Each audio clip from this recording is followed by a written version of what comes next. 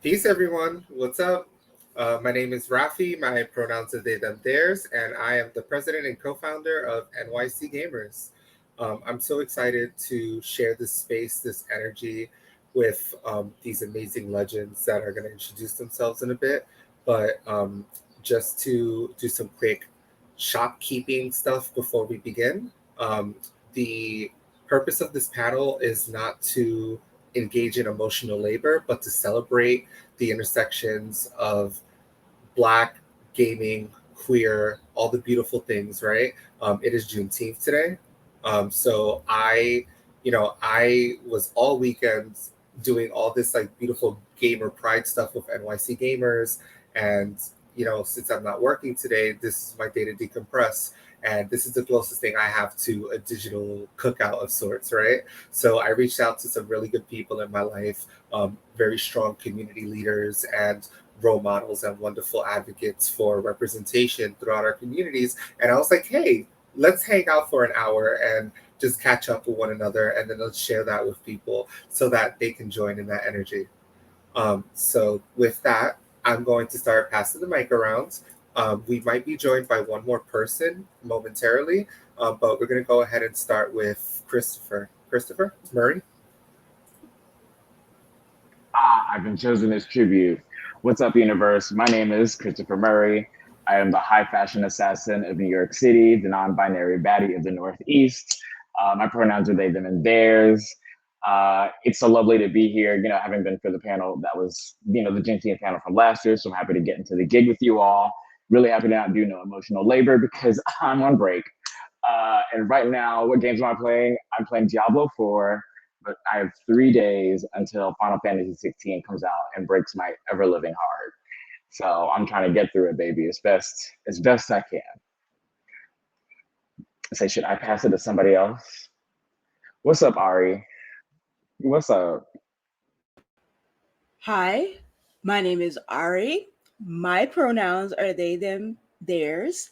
I am an agender, uh, inhabited person. So if you hear us say we or ours, we are referring to ourselves.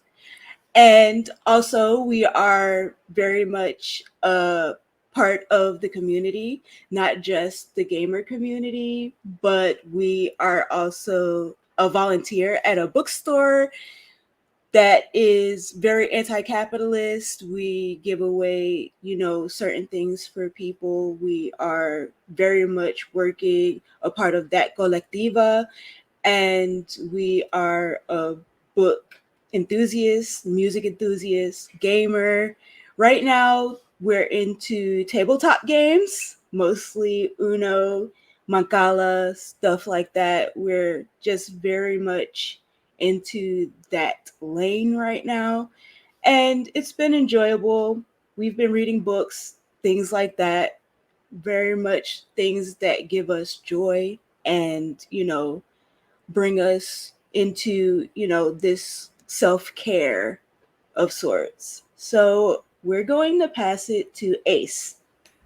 Thank you, friend. I appreciate you. My name is Ace Sutherland. My pronouns are they, them, and I'm the Director of Community Organizing at Equality New York. We are the largest statewide advocacy organization rooted in queer and trans liberation in this state. And what games am I playing? Right now, honestly, when I have time, I play a lot of Fortnite. I like to say I'm like a 13-year-old little boy, and I do not shy away from it. It is my favorite game. And outside of that, I am disabled. I have a brain injury. I am an immigrant born and raised in the country of Jamaica. I am trans non binary, and I'm here for a good freaking time. I almost cursed. See, it's my day off. And I'm going to pass it to Christopher Robin. And I love your name. Oh, thank you. Hey, folks. My name is Christopher Robin. My pronouns are he, him, his. Um, I the world of gaming for me has just been so vast and wide, and it started when I was 7 years old, 8 years old. Coincidentally, with Father's Day being yesterday, my dad bought me a PlayStation when I was like 8 years old. um, and I started playing Final Fantasy. So that's been sort of my trajectory. Role playing games has always been my thing. Right now, am trudging through Tears of the Kingdom. That game is long and expensive, and I'm like, I don't know how people have beat it yet, but yeah. I haven't. I've Yeah, been like, with what time, you know? And then can I say real quick, I built a boat. I'm very proud of myself. nice. I built a boat. She had a fan. It was cute, right?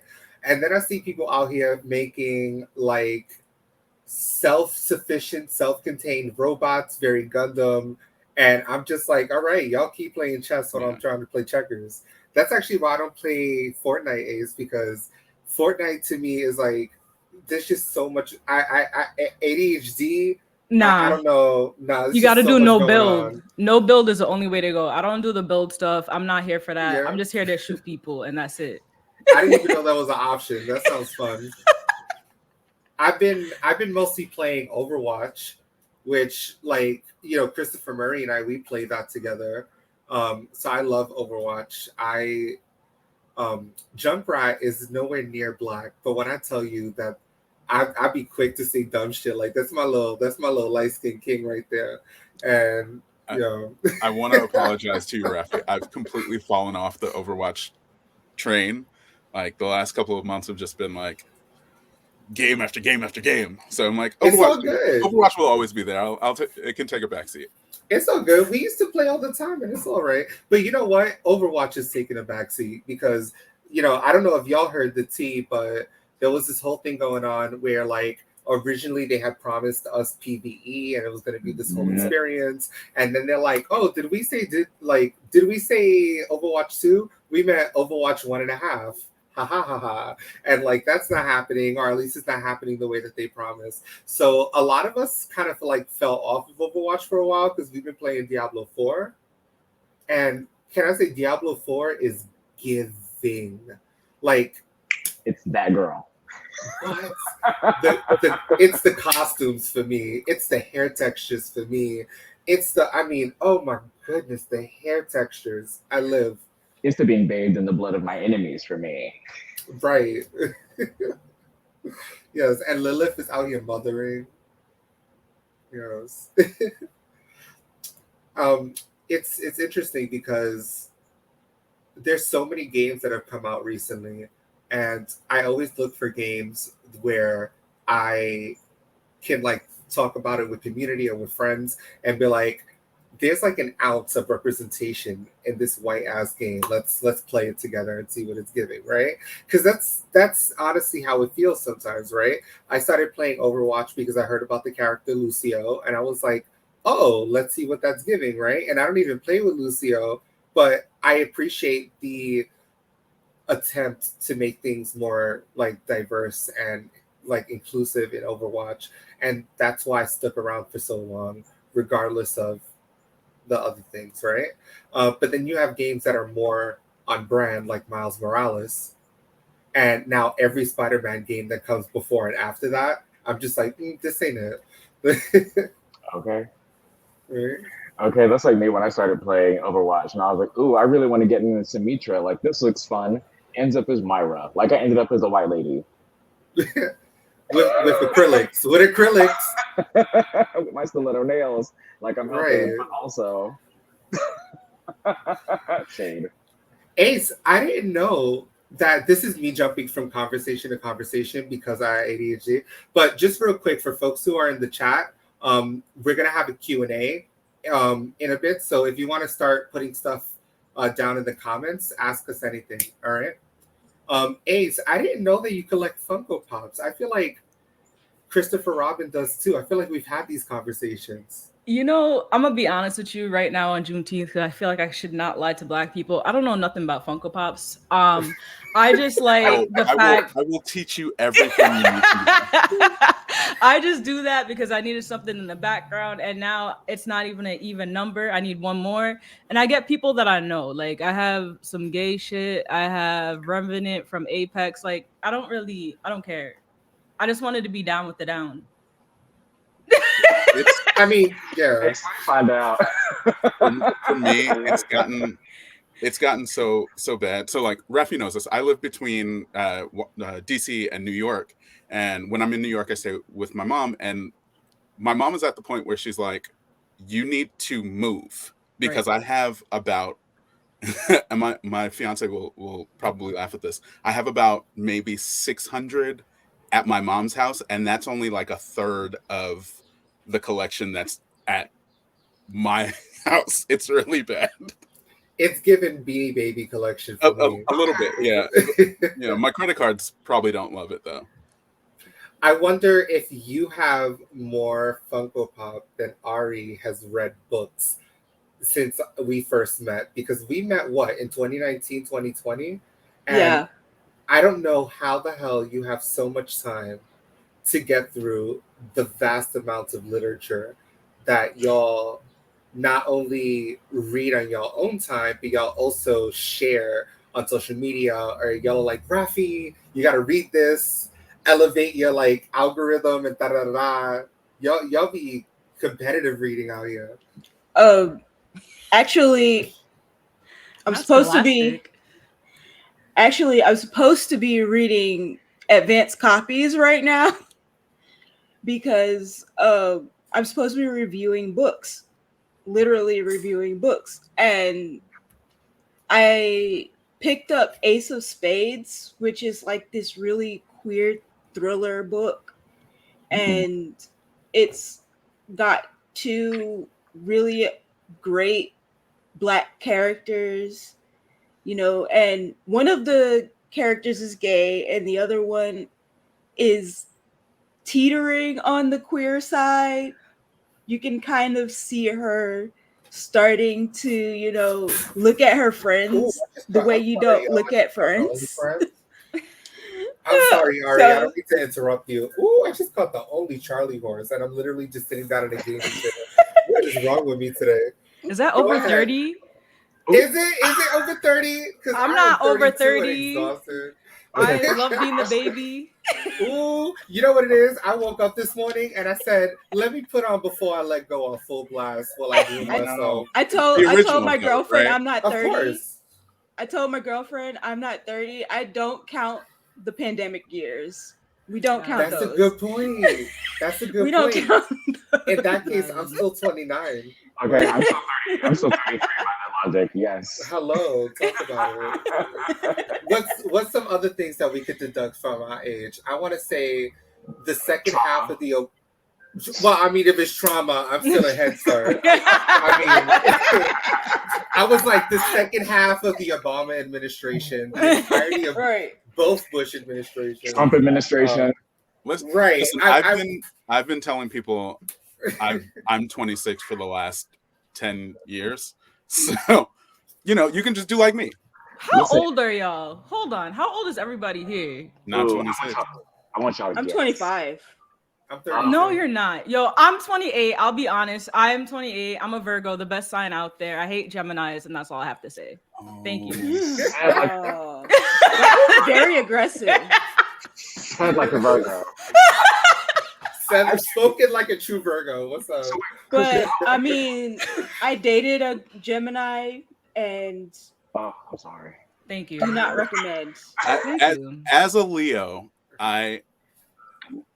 Leo here. Period. As a Leo, it's interesting because all of the closest people in my life to me, the people that I love the most in my life, are all Geminis. My mother, my fiance, my best friend, and my cousin.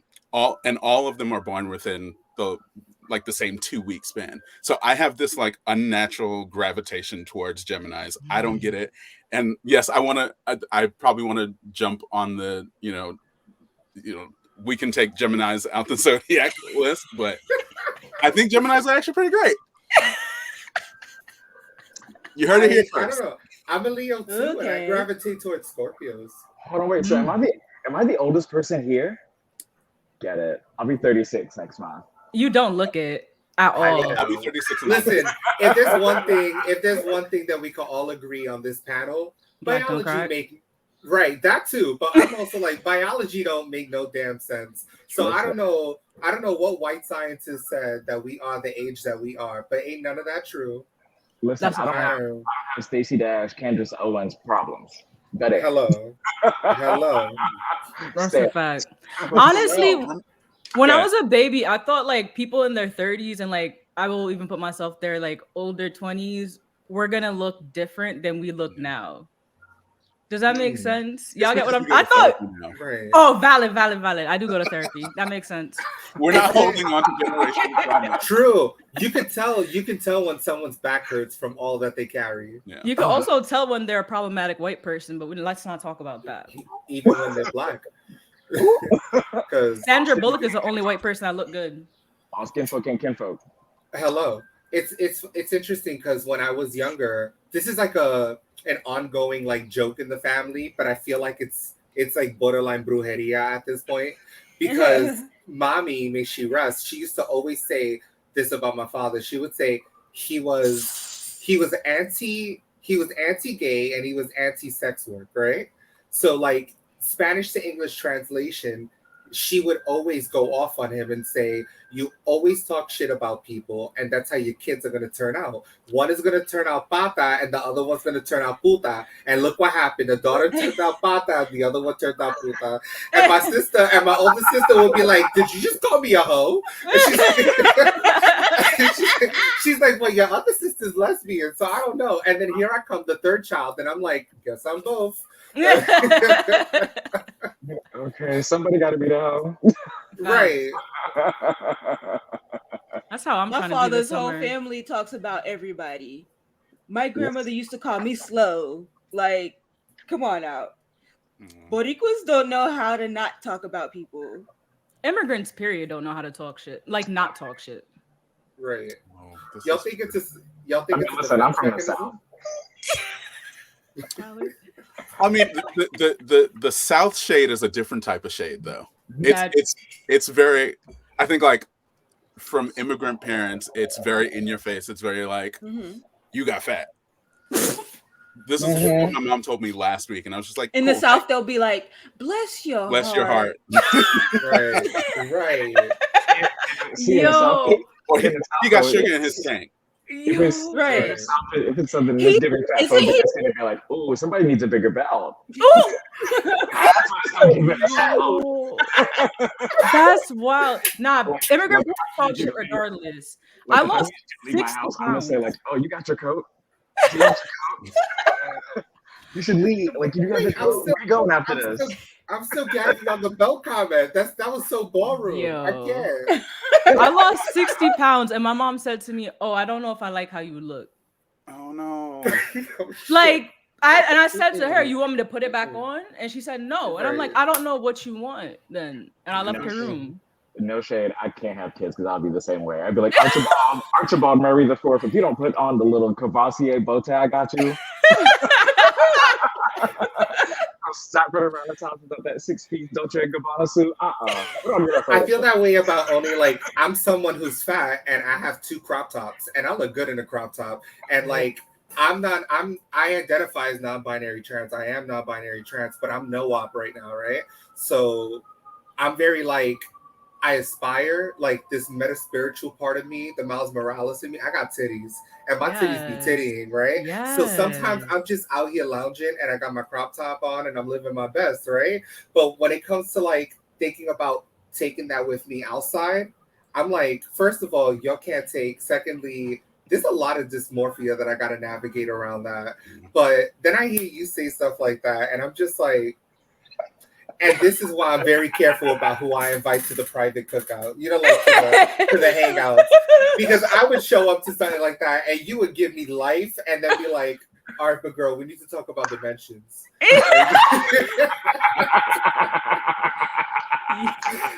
Shade love. Yeah. So if I ever go to you and say, well, we need to talk about dimensions, go ahead and take me out. Right. I want you to end me. Yeah, because you'd be the type of person to be like, you know, you and I would come from the same cloth. And I'm like, no. My cloth is Burlington Coat Factory. Your cloth is couture. Huge difference, okay? Listen. My cloth is very much couture, but if you turn that lining inside out, there's razors on the inside. I will say though, Burlington ain't going out of business no time soon. So I know that's right. Okay. There's something to be said about that. I have something about me. I have size 15 feet, like shoe size. Men's size 15. Yeah, I have big ass feet. So let me find out, Rafi. I got them. I love Lucy feet. I can't, stop in the wines. I can't. The grapes to make wine. Yeah, no, it's real. But it's always been so hard for me to go sneaker shopping or shoe shopping. And then growing up poor, I literally all my life only owned one pair of Jordans, and it was an emergency buy. That's another story for another time. But like when I tell you that I took such good care of those sneakers until I outgrew them, and then most of my life it was like maybe when I was a kid I had Nike, and of course I had Tim's because you can't be a New Yorker and not have your Air Force Ones, your Uptowns, your Constructions, your beef and broccolis, right? But but like from maybe junior year high school up till now, a majority of my sneakers have been something that I bought at like Burlington because it was on sale for like $15 and it lasts a long time. It's a simple black that gets you through your day, right?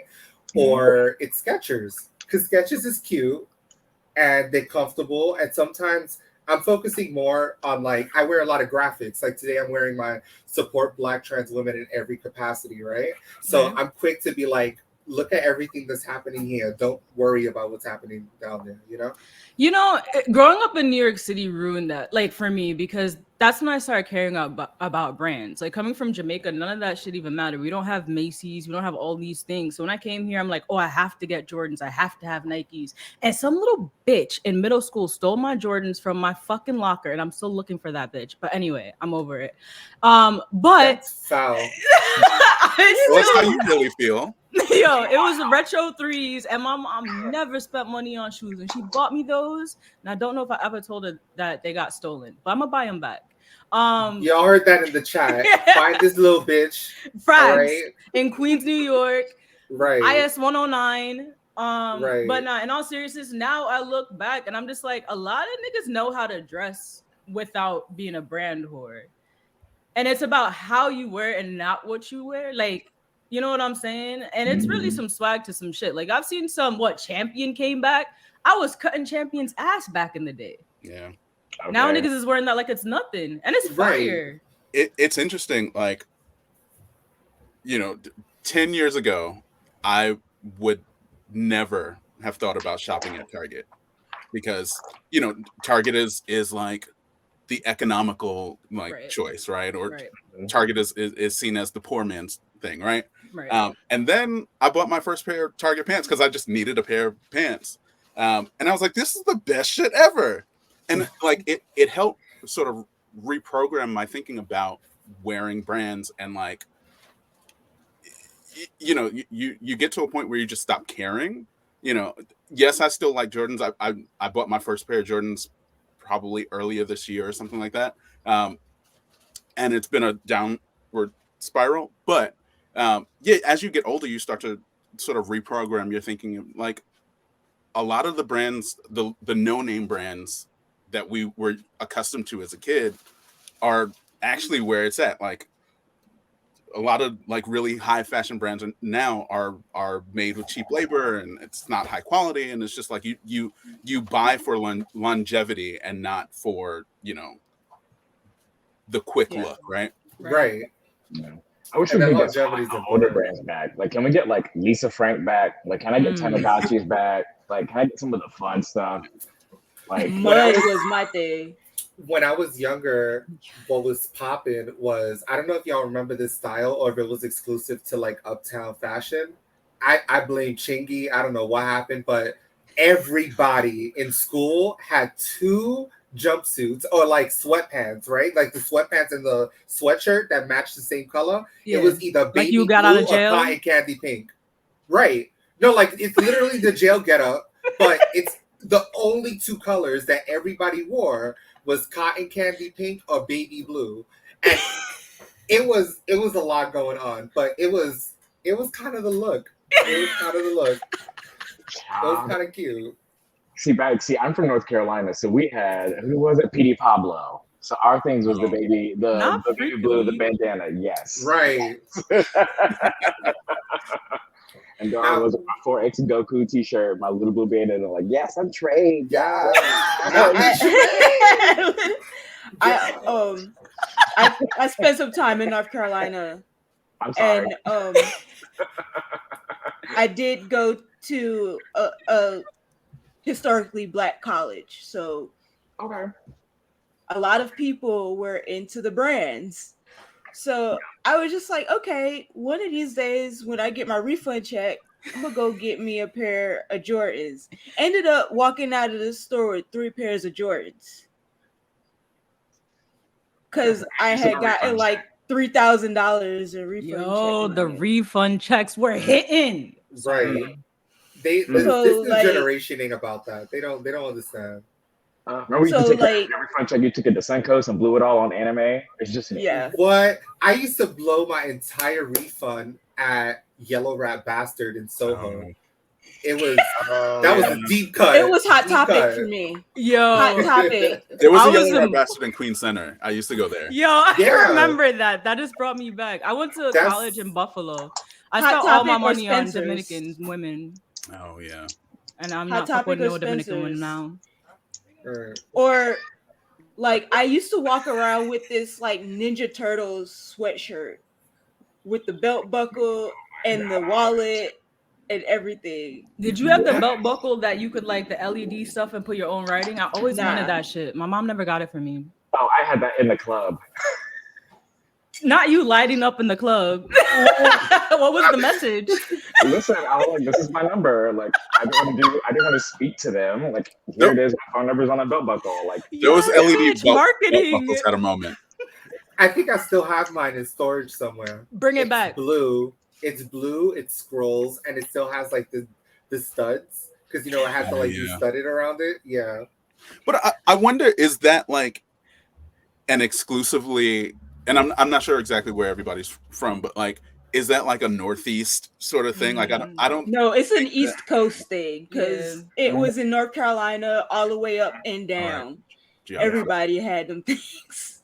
Yeah. I'm sure fashion is different on the West Coast. Like, if it's not something that's like heavily cultural, right? Because like, I watch Wallin' Out, and I look at some of the stuff that they be wearing, and I'm like, this has to be brand sponsored because I refuse to believe. But then you look at the audience and you're like, all right, no, I see it. It's the city that they hail it from. All right. So I don't know. I went to Cali once and I was like, they don't have any infrastructure for when it rains. It's not for me. I've never been. I just want to go to smoke weed there one time for the one time. That's a long I just smoke weed here, so that's true. That's what I'm doing after this. I wonder how I dispensary is 5 minutes away. That's what I want to do. I want to this is like a dream event of mine, right? I want to do a cipher at Prospect Park or the Piers or something, where it's like bring your own blunt, right? And I just want a dream rotation of Black trans queer folks that are all gathered together, and we're playing Twister and spades and dominoes and all this stuff, right? I just want to have that kind of hangout. Bitch, we could have did that today. We can leave right now. 5 people. Right. I'm like, can I just go to the beach and chill? Why am I doing work? Right. You want to go to Reese? I live next to Reese, actually. When was the last time I've been to Reese? Really? When was the last time I went to Reese? I've never been. I've never been either. So what I hear is we're all meeting up after this. I'm down. Right. I'm down. The last time I went to Reese, I heard that there was some drama going on for folks who don't know, we're about to be joined by another guest, by the way. So I'm just going to give them a moment to introduce themselves. But the last time I went to Reese, I heard about the drama with the surrounding private residences. Mm-hmm. So apparently these white folk are trying to privatize the beaches even though that's like number one, federally illegal, and number two, it's our beach. Like y'all got all of Rockaway, and we got this tiny little area that's ours. That's like the gay beach, right? And y'all trying to snatch that from us? Really? They're trying to follow suit with what Long Beach did. So Long Beach, the town and the beach is private. Really? Yeah. So they're trying to basically do what they did and push it even further out to as far as possible. Maybe they should go back to where they came from, because I'm sure they're not. How you return colonizers? Right. Do we have our receipt? Right. Hey, Legend, and we are joined by our other panelists. I want to give you time to introduce yourself, your name, your pronouns. Tell us a little bit about yourself and how you feeling today on this beautiful Juneteenth. Hi, you all. How's everybody doing? I don't know if you all can hear me. We can hear you. Okay. My name is Unique. I go by the Goddess. That's like my cosplay name. I cosplay, I play video games, I create clothes, I make all of my cosplays, that kind of thing. What else? I don't What games know. have you been playing lately? I guess that's it. I have a really strong dance background. I play Sims regularly. I just actually got my Sims to start working again because something was wrong with the downloader. EA app was like so funky. Oh my god. So I had this it's really funny. So I had this thing where I was like, oh, let me get on and just delete the EA app so that maybe it'll work, because it would open, but you couldn't see anything. So then I was like, okay, fine. That's not working. So when I went to go uninstall it, the app was like, hold on, before you do that, we see some issues that might be arising. Do you want to, I don't know, maybe correct this? So I was like, okay, yeah, let's do that. Because I really didn't want to lose all of my saves and all of the things that I have done already. Because I had already, so my desktop is, it got inherited to me by my grandfather who just passed away last year. So I had to wipe it because a lot of the stuff on there wasn't working. I still have some kind of issues with the updates. I don't know what I'm doing. But anyway, the app finally fixed itself, so now it opens and it works, and I can play my Sims whenever I feel like it. You're playing Sims 4? Animal Crossing. Yeah, Sims 4. One of my faves is Sims 3, but I haven't played it as of yet on this computer. Sims Medieval I play. I love that.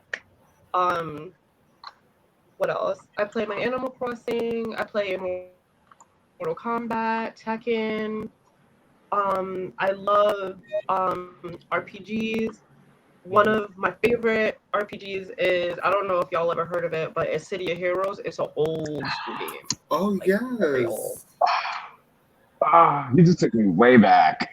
Oh, that hurt my heart. Yeah. So I don't know if I'm considered a gamer, but I've been gaming for a long time. You're a gamer. Not you're a gamer. Yeah. Don't let anybody ever minimize that truth. Yeah. And for the record, I mean, City of Heroes was the world's longest MMO. I think that is weird for me. Right. Yeah. I think it's weird for me because I think oftentimes now gaming is really synonymous with are you streaming? How many follows? How many subs do you have? Do people know and I'm okay, I never saw myself as that kind of gamer and doing it that way, through a platform. I've been playing video games my whole goddamn life. So I don't know how to fit or how to feel through that lens. But I definitely been gaming since forever. I'm a OG Super Mario head. Yes. It's a little bit of a double-edged sword, right? The monetization of the gaming industry, right? It's now everything is about streaming and competitions and this, that, and the third, and all these sponsors. So on one hand, it sort of homogenizes the activity, right, a little bit. But at the same time, there are people who are genuinely talented at this. Like, people look at gaming like, oh, it's just gaming, and it's like, no, like, people are really, really fucking talented at this. So like, y'all heard about that little kid? I mean, he's like 14, and he plays with Legos, and he does Lego animation, and he did like a scene in Across the Spideyverse that was just like straight up Lego animation. Can we talk about the iconery that is? Like, wild. I want to see who he becomes. I heard about that, but I didn't know it was through Legos. Mm-hmm. And apparently it's not just the scene that's in the movie. It was a few scenes, and that was the one I didn't see it yet. Here's a question for the group, right? So like, let's talk about gaming and streaming, right? And just like, for me, around gaming and streaming is about access and about sometimes what's personal and what's personal versus what's private. So I say all that to say, like, there's some games I won't stream if I know I want to enjoy them by myself. What's a game that, like, all right, what's a game that you would never stream because it's so personal for you? So I'm gonna say it this way. I'm an activist, right? And the way I started out on Twitch was like fighting for the black tag, doing all this shit. And there's a culture on Twitch and Twitter that you have to do everything the right way. You can't sway. You got to make sure you're not ableist, you're not being racist. And while I stand for all that, that takes a lot of fun out of gaming with some things, because I think there's a line that I'm willing to accept for the enjoyment of my own free time. I'm gonna say it that way. So for the last like 3 years, I've been struggling with Twitch because of that shit. And the game I like to do and have fun, and I just started talking about it, is Call of Duty. I love shooting niggas, and I love angry white people. So I'm gonna play Call of Duty and have a great fucking time and spend my money on that. But if I want to pretend and do some shooting game that I pretend I play just for the likes and the views, I'm gonna do Apex, because that's accepted. That's socially accepted on Twitch by all the other activists. I feel that. What's a game y'all wouldn't? What would you not do? What would you not share? Ourselves, we will not stream while playing maybe like an Assassin's Creed, and I will not. We won't stream while we're playing like, like anything where I'm building my own world. Because that's just, first of all, I suck at some of those games. Like, if it's anything like Animal Crossing or whatever, those things are things that I like to do in my free time by myself. They're very relaxing. They're things that I can, just do by myself. Now, if I'm like on Call of Duty, because I do suck at that game too, I won't stream that either. But like, sometimes you just want to sit and play Assassin's Creed and cut off people's heads and, just be there in the moment instead of having to talk to 1,000 other people while you're playing said game. It's interesting because that's how I feel about Dungeons and Dragons. I've been playing D&D since I was like 11, and I've been DMing, like being a dungeon master, since I was like 15. So for me to be asked to stream or like record a session is really hard for me, because there's so much policing that happens with the rules is written and all of that. And why is it that all of the most popular dungeon masters and influencers are white? And I am not Matthew fucking Mercer. And like, I would love to meet him. I would love to have lunch with him. Matthew, if you're seeing this, we stand. I want to know what hair products you're using, because the bob is bobbing. She is giving me a silk press. But like, I am not your dungeon master. I do not roll. I learned how to play D&D with books that fell off of the backs of trucks. And it wasn't until this year, with the right group of people that understood, that were like trauma informed and like carried fun without getting too PC about it, right? That I beat my first ever canonical D&D game, right? And I did that selfishly on my free time without having it be something that's monetized through even my organizations, like my org, NYC Gaymers. I was like, no, this is my free time. So it's hard for me to think about doing something like that and then putting it on like Twitch or something, you know? Yeah. Yeah, I would say for me, my answer is probably a game like either Returnal or like Ghost of Tsushima, like something that's so quiet or something that's like so like meditative. Like I'm too busy like stalking somebody for me to also pay attention to like an audience and also like put on the show, this, that, and the third. Like I really am trying to stab somebody in the back of the neck. You know, you know what I mean? And also like on the same vein, like I love streaming horror, but I also hate streaming horror because when I get scared, I don't know what I'm about to say. That part. Yeah, that part. Like Dead by Daylight. Another thing about us though is that we are a regular book, tuber, book, Twitter, book, talk, whatever that has to do with books.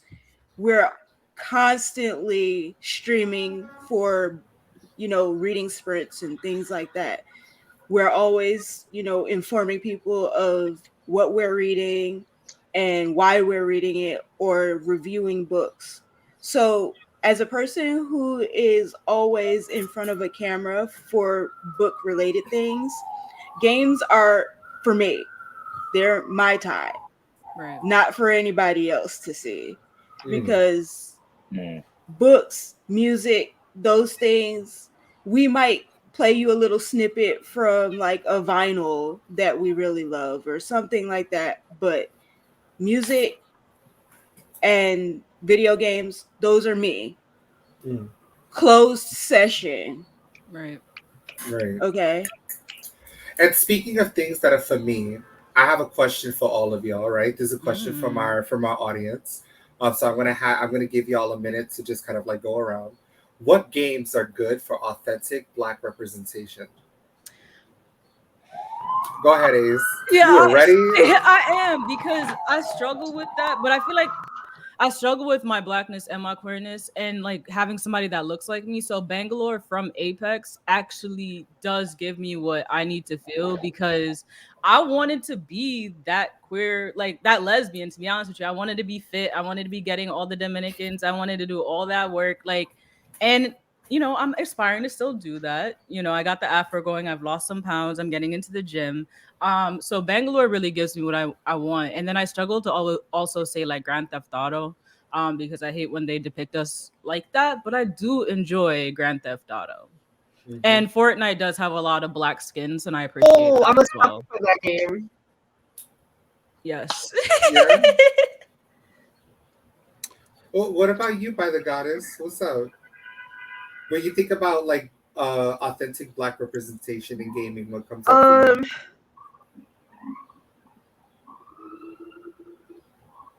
I feel like that's, for me personally, I feel like that's a really difficult question, only because I feel like, okay, I'll give you an example. One of my favorite games to play is, you ever heard of Dragon Age? Of course. Yeah. Inquisition? Dragon Age is, so I just actually, don't drag me. I just started playing Dragon Age Inquisition, right? Because I had it in here and I didn't even open it. Like, it still had the plastic on it for my 360. My 360 just broke.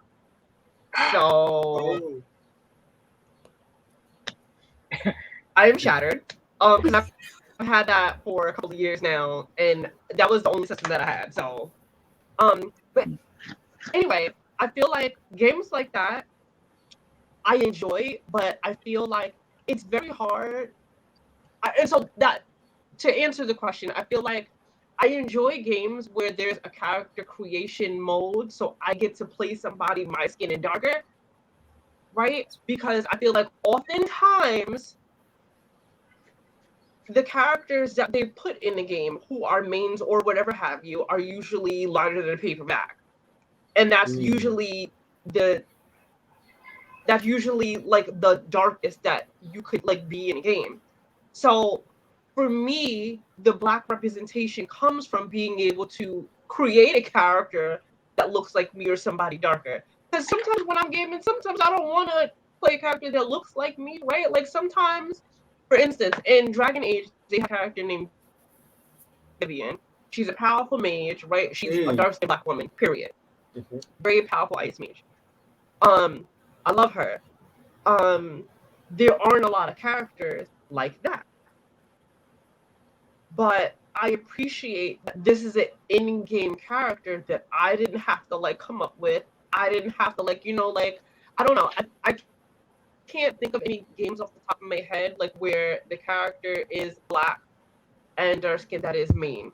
I know there are some, but off the top of my head, I can't think of any at the moment. But that also makes me appreciate being able to play a game where there's a create a character mode where I don't have to worry about that. I get to just be me. So then you play the cinematic parts of it and they're playing the little clips. You get to see that character in game. Right. Dragon Age, Mass Effects, things like that.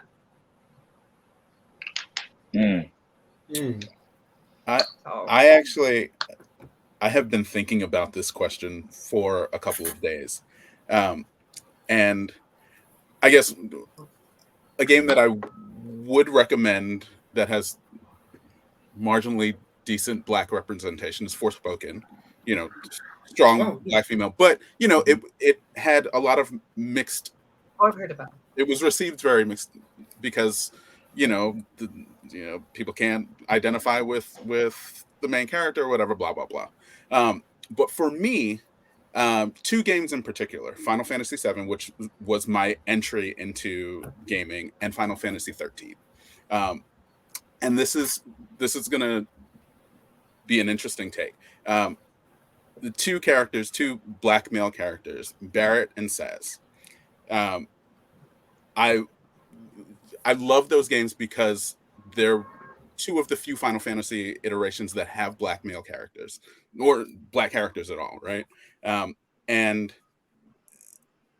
it's interesting because Barrett is in a lot of ways a stereotype, right? He's the hulking gorilla with the machine gun for an arm. He's the aggressive trope, right? Where and additionally with Saz is a great character, soft but sort of like the bumbling idiot. So there's no real depth to either of those characters, and I think that they've tried to work on it in the remake, in Final Fantasy VII remake. But growing up, they were great characters to see, but they also were somewhat stereotypical and one-dimensional. So it's hard, right? And I think that's what we deal with as Black and brown people, sort of grasping at the little crumbs that we're given from the gaming industry that don't necessarily always encompass the vastness of the Black experience, right? I hope that made sense. No, it does. It does. This is the issue that I have with this question because I get asked it so many times throughout my NYC Gamer stuff, right? And I can name the things. I can name the games that have the one black character, or I could name the games like The Sims, for example, like Unique said, where it's you could create a character, right? But then you're having controversial conversations about hair texture and skin tone, pigmentation, right? For me, I love Dungeons and Dragons because it's my imagination. I don't need to worry about what's the scaling on the skin tone and what's the hair texture giving. It's all my imagination, right? Whereas even when I play card games, I love playing trading card games. Growing up, Magic the Gathering to me was that girl because they were the illustrations were giving for me, especially the later ones. But overall, I think that I'm excited about where we're at as a gaming community when it comes to representation and intentional representation. Because look, don't read me. I have an Xbox Series X and a PS5 and a Nintendo Switch, right? It comes with the territory. Cool. I have not played with my Xbox since Boyfriend Dungeon came out, which is an indie game. Love that game, right? And it's not that I don't want to play games on it. It's that with the limited friend circle that I have outside of work, everybody plays games on the PS5, so I kind of lean towards it. So I looked at Xbox's recent conference because I was like, let's see what games are coming up because I need to make this happen and I need to figure out how am I best utilizing this thing that brings me joy and that I have a history with, right? The Xbox. And when I saw the trailer for South of Midnight, y'all, if y'all haven't seen the trailer for South of Midnight, get into it. Baby, the blackety black of it all. There is culture. She is well seasoned. Everything about that trailer is giving me so much life. You know what? So much life. You know, you actually just ate me up. So I had a different answer to this question until you gave me that particular point, Rafi. But I'm gonna eat up this answer. I'm gonna eat up this question, this answer real quick, real fast. This question I always feel like is, for me, when people ask like, what's a really good game with authentic Black representation, I always feel like that question is somehow a little bit loaded. Like, what are you looking to see? Are you looking to access Black culture as in like through Black characters? Are you looking for Black representation as in Black culture, Black music, Black vibes? Because at the end of the day, the intersectionality for both of those things for me would be a game that's like Cyberpunk, where you can make a character that is of a race that does not necessarily, identify as a character that is Black, but also still participate in the same culture and story as if a Black character would.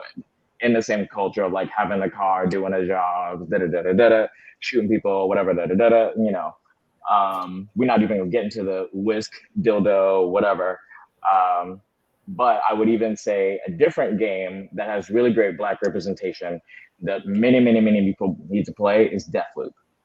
Deathloop was blackity black all the way through. And that was such a great game that really needs to get to roses. You know what I mean? You're right. I started playing it and then stopped and then never went back. I did the same thing because it was on Game Pass for a bit. Yeah, it's so cute when like your friends think that they're doing something and you are like 2 buildings away and you have sniped them out and you're like, ooh, you got to restart that level. Yeah.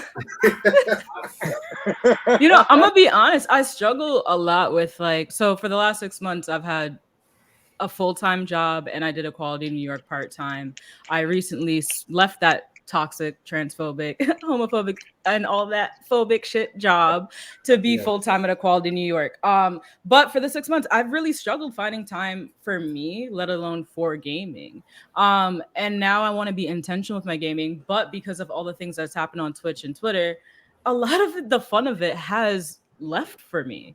You know what I mean? Like, I don't hang out with the same people I was friends with like when I started content creation anymore. Like all my friends most of them are in person now, which I'm grateful for, but I don't know, it brings back memories as well. I feel like I've allowed a lot of people to take away what I love the most because they hurt me or because I caused them harm or because it's not politically right to do this or play that.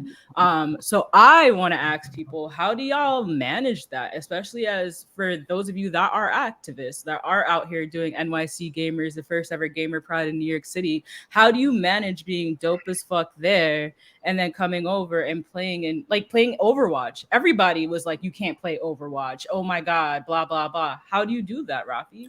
So I'm going to actually ask folks to let the audience know where they can find you on social media. And that'll be our checkout question. How do you manage that, right? So I'll go first. Rafi, they, them, theirs. You can find me on all social media at Rafi Regulus or through NYC Gamers at official NYCG. And the way that I manage that is I put into practice minding my own business. So there's a difference between who Rafi is in NYC Gamers compared to who Rafi is on their free time. Because when I'm playing, and some of y'all who've played with me know this, when I play Overwatch with my friends, it is a private PlayStation chat, and I'm homophobic. I'm like, I'm saying all this too. I'm like, I know this F word didn't just fucking kill me. This stupid biatch, da-da-da. I'm all kinds of problematic.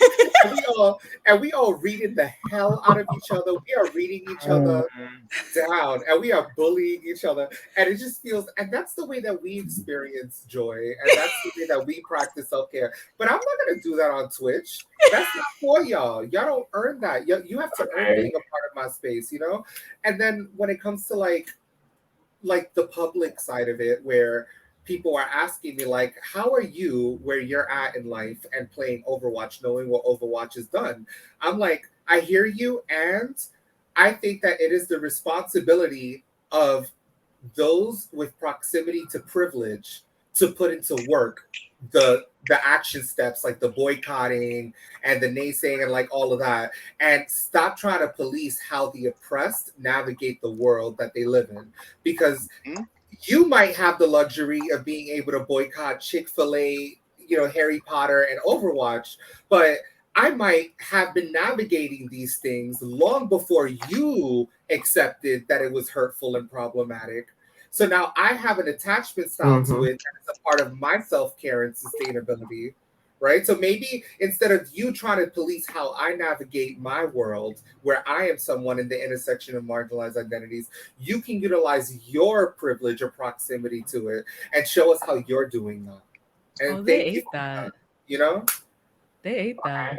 Somebody's in the work. Eight down.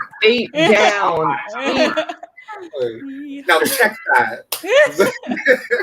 That was for free? What nonprofit you work at? Right. Drop your Cash App in the link. Y'all should do that too. Go ahead. We got only like 1 or 2 more minutes, but I really do want folks to let us know, how do you manage that? Give us your socials. You know, where can folks find you? I can do mine real quick. I'm only on Instagram. I am the Christopher XP on Instagram. About to make a comeback to streaming at some point. We'll see where I'm at in this city. I'm in New York City, so you can always stop me. I'm very recognizable. And to answer Ace's question, right, when it comes to things like that, like there are times when I have to remember, like, I cannot always heal, and that there's a point in day and time of my day in life that I need to be healed. And to Rafi's point, like, yes, in the ways that, you know, okay, like it might be a chicken sandwich, but baby, that chicken sandwich did it for me in the ways that I needed 2 minutes of a breath. So like, you know, in my case, in the case of Cyberpunk, like, yes, it was terrible when they started, but also for me, I say I can go back into it because there was somebody who had a baby who put their love and life into that game, and that was their whole lifeblood into making that game. So that's why I'm here for that. But Hogwarts Legacy, she can pay it.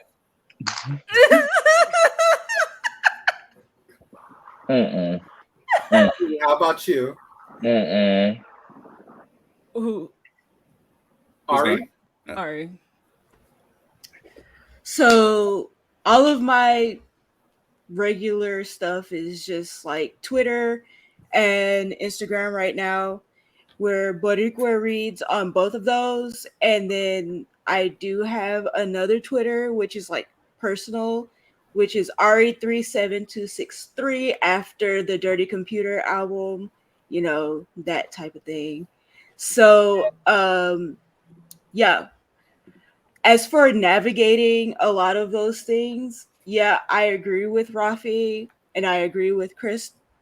But there's a time where I will tell people that I play this or I do this or I've read this, but I can't ethically recommend it to anyone else. Not ethically.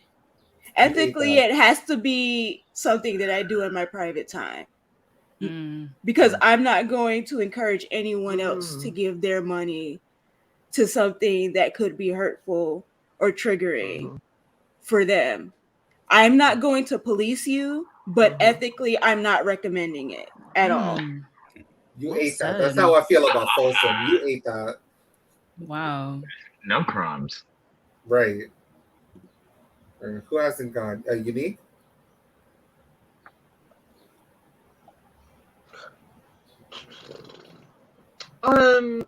If I'm being honest, I don't know that I've played anything that's problematic. I mean, maybe I have, but from what I'm aware of, no.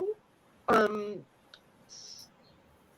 so, but I agree what Ari just said. Like, ethically, I mean, y'all all are saying the thing, so I don't really have an answer for that one. That's an answer within itself. And where can folks find you?